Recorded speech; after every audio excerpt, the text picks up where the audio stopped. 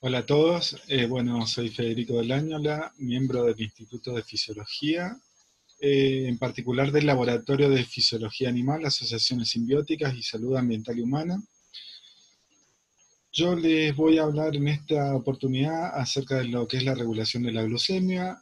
Recordemos que en la clase anterior les había dado un pantallazo muy general sobre las funciones que tiene el páncreas endocrino, en particular de cada hormona en particular que producen los islotes de Langerhans, que digamos, cuya función principal tiene muchas funciones, pero la regulación de la glucemia es algo central, en particular por la producción de dos hormonas producidas por las células alfa y beta del páncreas endocrino, llamadas glucagón e insulina respectivamente. Voy a iniciar esta breve charla con una pregunta. ¿Cuál es el sentido de regular la glucosa plasmática? ¿Qué gracia tiene la glucosa en el cuerpo? Bueno, la glucosa en particular es la moneda, es la molécula que es como moneda energética común a todo el organismo. Todos los tejidos utilizan la glucosa para obtener energía. Básicamente lo que se hace es ingresar la glucosa hacia el citoplasma de la célula, donde por un proceso consecuente de varias enzimas, se va etiquetando esa glucosa con una molécula de fosfato, se empieza a romper la glucosa de forma anaeróbica hasta este momento, para producir una molécula que se llama acetilcoenzima A, que es transportada hacia, digamos, el centro energético de la célula, que es la mitocondria, donde ingresa al ciclo de Krebs. Este es un ciclo de pequeñas moléculas metabolitos de la glucosa de mucho menos carbono, entre 3 y 4 carbonos, que lo que van haciendo es obtener poder reductor a partir del clivaje de esas pequeñas moléculas, y eso lo que va a ir haciendo es arrancándole los electrones a los enlaces de la glucosa y mandarlas a una cadena de transporte electrónico que lo que va a producir es un gradiente de protones en la membrana interna mitocondrial y la membrana externa mitocondrial, que va a producir un trabajo externo que básicamente lo que va a producir finalmente es la producción de trifosfato de adenosina o ATP, que es la molécula con enlace de fosfato de alta energía utilizada para un montón de procesos bioquímicos y metabólicos de la célula. Entonces, dentro del metabolismo mamífero que tenemos nosotros, la cantidad de glucosa en sangre tiene que ser siempre constante. ¿Para qué? Para que los diferentes tejidos en el proceso metabólico que sean, tengan la disponibilidad siempre de glucosa para llevar a cabo, digamos, toda su actividad metabólica a través de este trifosfato de adenosina. Hagamos un recordatorio, y es que no todos los tejidos son igualmente ávidos de glucosa. Por ejemplo, el cerebro es el que se lleva la mayor cantidad de la glucosa plasmática. El cerebro es insensible prácticamente en toda su extensión, salvo unas pequeñas regiones muy interesantes desde el punto de vista fisiológico, pero en general el cerebro es muy ávido de glucosa y es insensible a la insulina, que es la principal hormona hipoglucemiante. Pero también mucha de esa glucosa se la llevan los riñones, el hígado, bueno, el músculo cuando está en ejercicio. En general todos los tejidos son ávidos de glucosa. Para que esa glucosa se queme totalmente hace falta oxígeno como aceptor final de electrones, que lo que va a hacer es atajar los electrones en esa cadena de transporte y finalmente poder producir los 36 moles de ATP por mol de glucosa que produce el metabolismo anaeróbico. Ahora bien, tenemos que entender que si bien la glucosa es relativamente constante, es constante en un rango, ¿sí? ¿Esto qué quiere decir? Que en algunos momentos la glucemia va a estar más alta y en otros momentos va a estar más baja en una persona que no tenga ninguna patología concomitante, por ejemplo, diabetes. En particular, fíjense acá en los periodos postprandiales, la glucemia se eleva porque ingresa a partir del intestino. La glucemia baja a más o menos a las 2 horas los niveles basales del periodo postprandial, justamente porque se ponen en juego todos estos mecanismos reguladores que vamos a tratar de explorar ahora, ¿sí? Fíjense que en cuestiones patológicas como las diabetes tipo 2, el periodo prandial y postprandial no está muy marcado. Fíjense que hay picos y valles de una forma relativamente irregular. Y la glucosa media, por supuesto, siempre mayor a 140 miligramos de decilitro, respecto a los 90 que podríamos considerar normal en una persona no diabética, ¿sí? Ahora bien, lo que tenemos que pensar es que la glucemia es mantenida a través de los ingresos y los egresos que tiene la glucosa desde la sangre. La sangre es el tejido líquido que transporta la glucosa a todos los órganos del cuerpo, como gases, como aminoácidos, como todas las cosas que conocen de la sangre. Entonces, ¿de qué va a depender la cantidad de glucemia que haya en sangre? Bueno, primero, a la cantidad que ingrese a partir de los alimentos, ¿sí? A partir del intestino delgado, desde donde pasa la sangre, pero también con la dinámica que hay de moléculas que guardan esa glucemia, ¿sí? ¿Cuáles son esas moléculas? En particular, una que es el glucógeno, que tiene esta forma. El glucógeno básicamente es un polímero gigantesco con esta forma, una forma lineal y ramificada a veces, que son básicamente glucosas unidas por sus colitas una tras de la otra.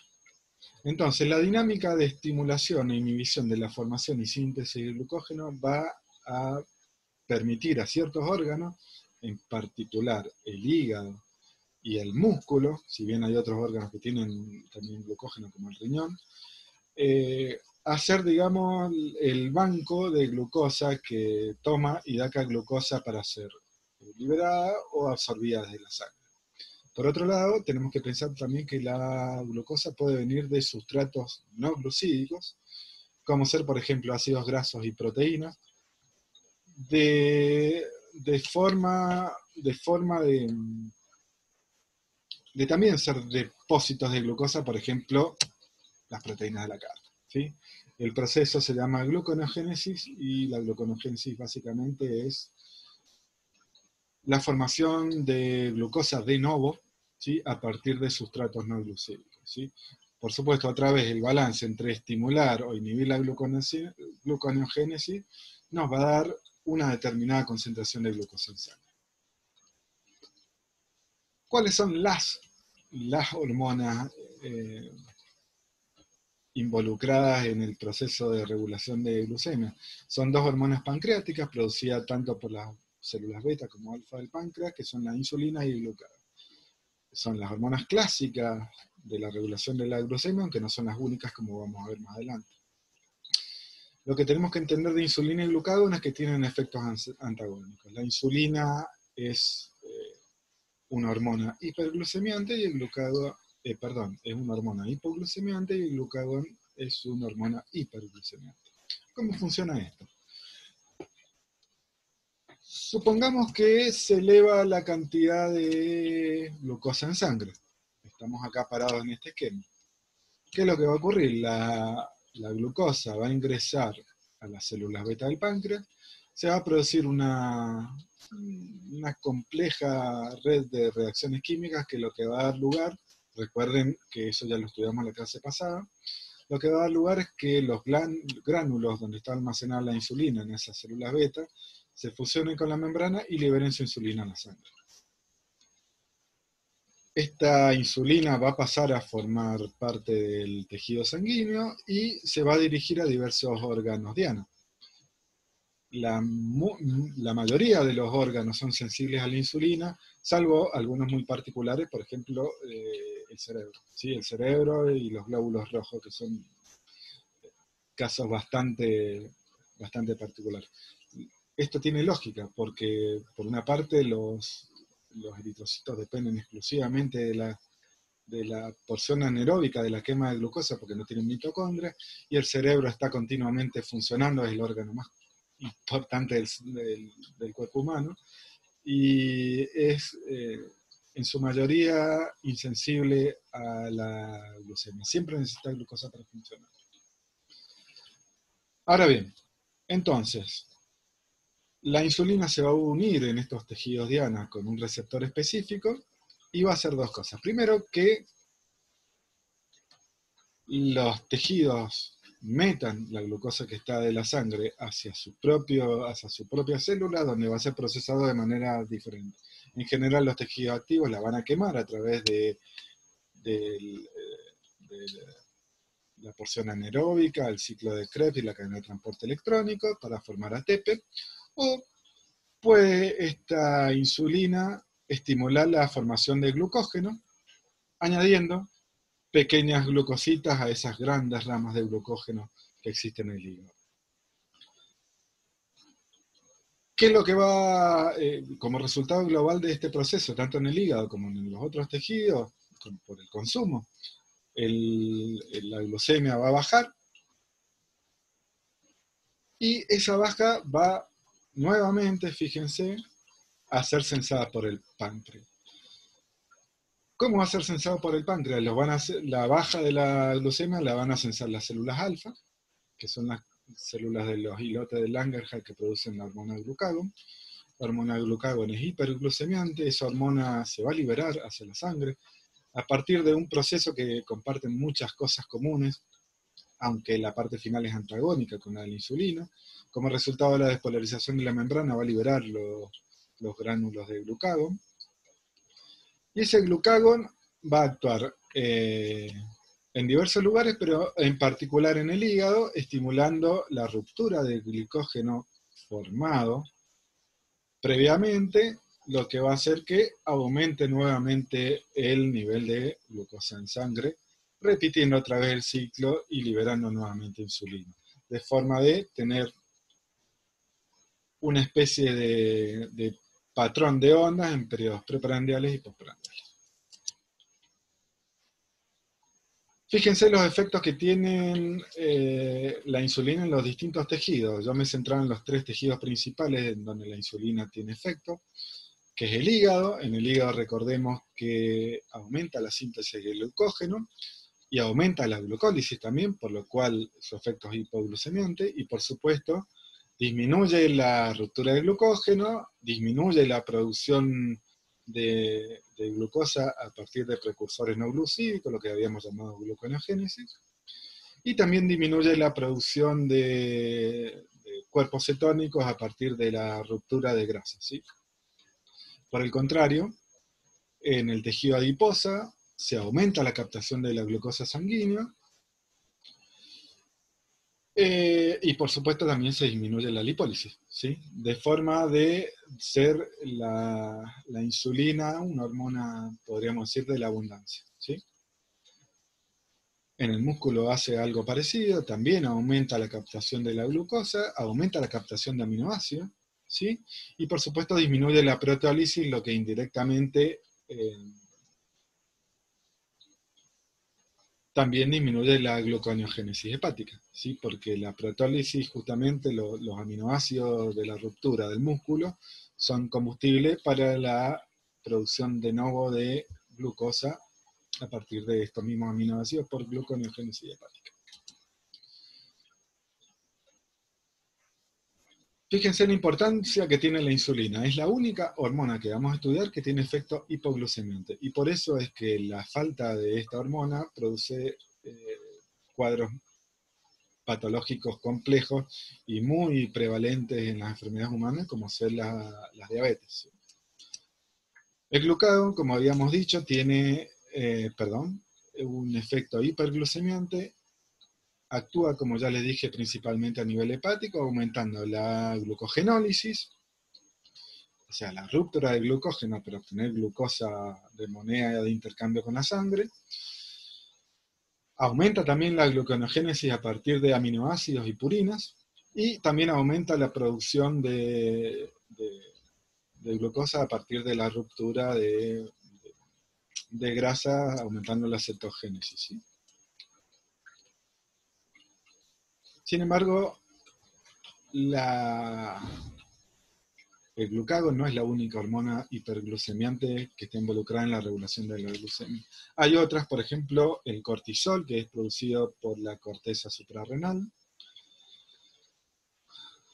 que involucra, ya lo van a ver en la parte hormonal, pero tiene que ver con una respuesta al estrés y una respuesta también inmune, pero el cortisol es una hormona hiperglucemiante, efectivamente, en el hígado. Aumenta la glucogenólisis, la ruptura del glucógeno, también aumenta la gluconeogénesis y también disminuye la producción de insulina en el páncreas. Por el contrario, en general disminuye la lipólisis, salvo, bueno, no tiene nada que ver, pero sobre todo hay un cuadro patológico que se llama síndrome de Cushing, que puede ser que es básicamente un hipercortisolismo en sangre, que se puede producir tanto por un tumor hipofisario o por un tumor en la suprarrenal, en la corteza, que lo que hace es un tipo de diabetes muy particular, que es una diabetes producida por exceso de cortisol, y lo que hace es remodelar el tejido graso. En general aumenta la lipólisis de todo el tejido graso, salvo la de el contorno de la cintura, por lo que da unos fenotipos relativamente graciosos, donde las patitas y los bracitos son flacos por la pérdida de masa muscular por gluconeogénesis, pero con una forma de sapito, de rana, pero con un aumento de la obesidad centrípeta, ¿sí?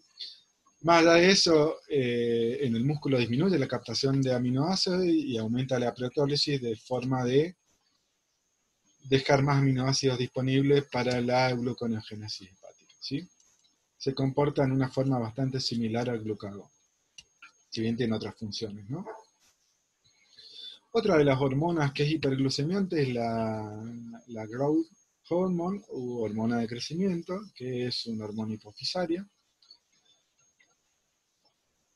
También aumenta la gluconeogénesis hepática, pero aumenta también muchos factores de crecimiento en general, disminuyen la cantidad de insulina circulante en el tejido adiposo, disminuye la captación de glucosa y aumenta también la lipólisis. Pero en el músculo disminuye la captación de glucosa y aumenta la captación de aminoácidos, ¿sí? Si tiene un efecto trófico en el músculo, ¿sí? Pero desde el punto de vista de la regulación de la glucemia, que es lo que estamos viendo ahora, es una hormona hiperglucemiante. ¿Qué otra hormona hiperglucemiante existe? La adrenalina, típica también. Aumenta la glucogenólisis hepática, aumenta la gluconeogénesis hepática y el aumento de la cetogénesis por la ruptura de triglicéridos, ¿sí? También disminuye la captación de glucosa en el tejido adiposo y aumenta la lipólisis, la ruptura de lípidos. Y en el músculo, en particular, aumenta la glucogenólisis, ¿sí? Fíjense que la adrenalina en el músculo no, si bien no tiene que ver directamente con la regulación de la glucosa, no aumenta la ruptura de las fibras musculares, pero sí aumenta la ruptura de glucógeno muscular, que es relativamente poco cuando lo comparamos con el hígado, ¿no? Pero a ver, nuevamente, desde el punto de vista de la regulación de la glucemia, es una hormona hiperglucemiante. ¿Qué otra hormona hiperglucemiante hay? Las hormonas tiroideas, la T3 y la T4. En el hígado aumenta la gluconeogénesis y en el músculo sí aumenta la proteólisis, a diferencia de la hormona de crecimiento, y en el tejido graso aumenta la lipólisis. Todo esto da como resultado de que aumente la glucemia en sangre por todos los procesos que venimos viendo. Vamos a cerrar el tema de la regulación de la glucemia, al que le hemos dado un pantallazo general, contando de una enfermedad muy, muy común en Argentina y en el mundo en general, que es la diabetes mellitus. Eh, ¿Qué es la diabetes mellitus? Bueno, en general la diabetes mellitus, digamos, desde un punto de vista netamente de la norma fisiológica, lo diagnosticamos por un aumento de la glucemia normal en sangre, ¿sí? Tanto en periodos prandiales como postprandiales. Y hay básicamente dos grandes tipos de diabetes, ¿sí? Hay lo que se conoce como diabetes tipo 1 y la diabetes tipo 2. La diabetes tipo 1 es la que antes se conocía como diabetes juvenil. Tiene un origen netamente autoinmune y es un fallo de las células beta del páncreas para producir insulina, justamente porque hay anticuerpos que atacan a esas células productoras de insulina y hacen que estén subrepresentadas en los islotes de Langerhans cuando hacemos un estudio histológico. Por ello, la producción de insulina se ve muy, muy disminuida. Entonces, bueno, eso puede dar lugar a un montón de problemas metabólicos. Por el contrario, la diabetes tipo 2 en general está asociada, si bien, a ver, el páncreas a largo plazo deja de producir la insulina por, por unas cuestiones más complejas, pero básicamente tiene que ver más con cuestiones periféricas, ¿sí? De los tejidos periféricos donde se modifica el receptor ese de insulina y las células se vuelven insensibles a la toma de glucosa, ¿sí? De hecho, el nivel de glucosa puede aumentar a niveles de 4 o 5 veces lo que consideramos normal. Y eh, trae, digamos, el tipo de diabetes más común. La tipo 1 es un 5 al 10% de los pacientes y la tipo 2 el 90% de los pacientes. En general, este tipo de diabetes está asociada más bien a malos hábitos alimentarios que a problemas netamente genéticos como podrían ser la generación de inmunoglobulinas anticélulas beta. Bueno, este es un cuadro comparativo entre los dos tipos de diabetes. La diabetes tipo 1, como ya les dije, es de origen autoinmune. La tipo 2 suele aparecer por malos hábitos alimentarios, particularmente por comidas muy ricas en glucosa, eh, por ejemplo, qué sé yo, dulces, gaseosas cola, bueno, toda la comida basura a la que estamos acostumbrados normalmente. La diabetes tipo 1, por otro lado, al tener una gran carga hereditaria o génica, es irreversible, no se puede prevenir, no tiene cura por el momento, salvo la incorporación eh, sanguínea de insulina. De hecho, los pacientes con diabetes tipo 1 siempre tienen que tener la insulina a mano para evitar, digamos, cuadros de hipo o hiperglucemia. ¿Sí? La diabetes tipo 2, por otro lado, sobre todo en sus etapas iniciales, es reversible, se puede prevenir y curar por los hábitos alimentarios. La tipo 1 aparece en niños, adolescentes o adultos jóvenes, como yo les decía, es lo que antes se denominaba diabetes juvenil. Y en general la tipo 2, si bien ahora, por los pésimos hábitos alimentarios que tenemos, está apareciendo cada vez más en personas jóvenes, siempre está más asociada a personas mayores, ¿sí? Eh, También está asociada la diabetes tipo 2 con el sobrepeso y la obesidad, cuando la diabetes tipo 1 en general es todo lo contrario, está asociada a personas muy delgaditas. La diabetes tipo 1, por otro lado, como ya les dije, no secreta, las células beta no secretan insulina, por lo cual tiene que haber una administración exógena de esa insulina. Y la diabetes tipo 2, sobre todo en los primeros pasos, sí secretan, pero han desarrollado lo que se llama una resistencia a la insulina. La, si bien esto tiene que ver ya con cuestiones netamente médicas, digamos, la glucemia, al estar muy elevada, causa un montón de problemas, particularmente vasculares, en las extremidades, bueno, un montón de problemas metabólicos más complejos que escapan un poquito, digamos, a lo que es la fisiología normal y al espíritu de esta charla. Bueno, esto es una síntesis muy general de cómo se regula la glucosa en la sangre de un ser humano normal o de un ser humano en condiciones no patológicas. Les dejo mi correo electrónico, que es fdelagnola@fcm.uncu.edu.ar. Consulte cuando quieran y bueno, muchas gracias por escuchar.